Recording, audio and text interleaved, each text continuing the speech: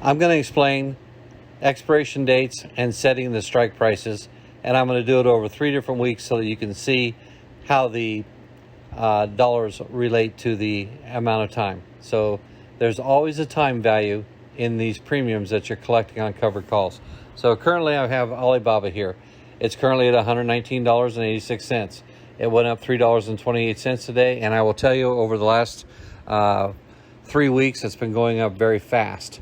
So the out of the money may be a little bit lighter than it should be. But if I were to go ahead and do a covered call on Alibaba and I use my 80% rule, I want to be 80% out of the money, then it would actually be $125. The strike price would be $125 at 80%. And anything above 80% would be $125. If I wanted to really give myself more time to hit the higher number, I'd go with 91% and put it at $128.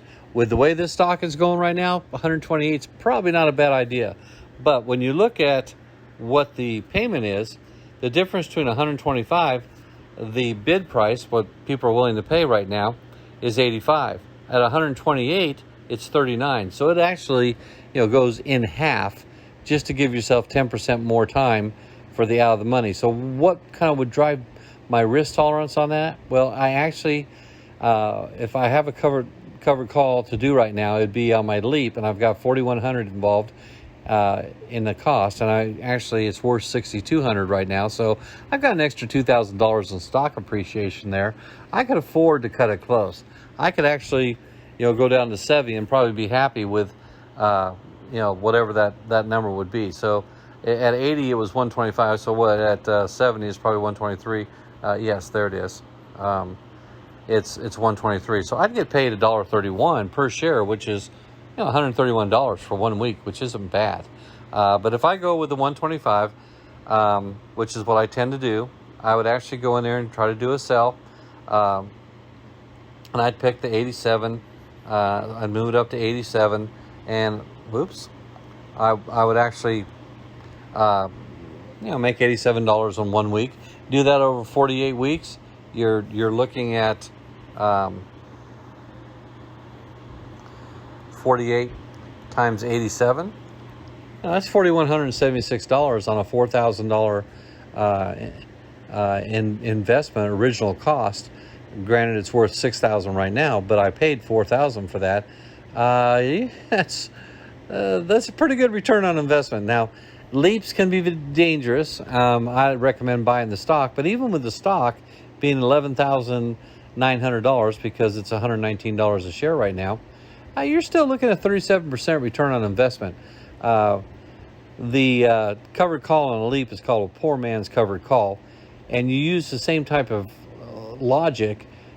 Use 80% as your golden rule, and you really can't go wrong. If it goes over and it ends up at $128 and you set it at $125, you lost the opportunity to gain that extra money.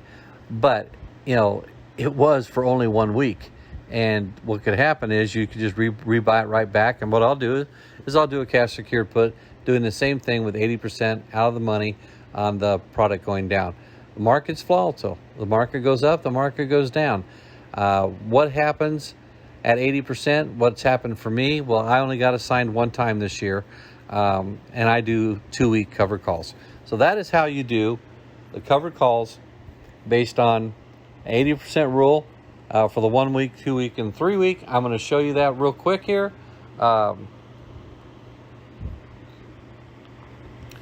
That is on 1 week. So I'm going to clear that out. Remember, that was 85. We'll do a real quick look here at 3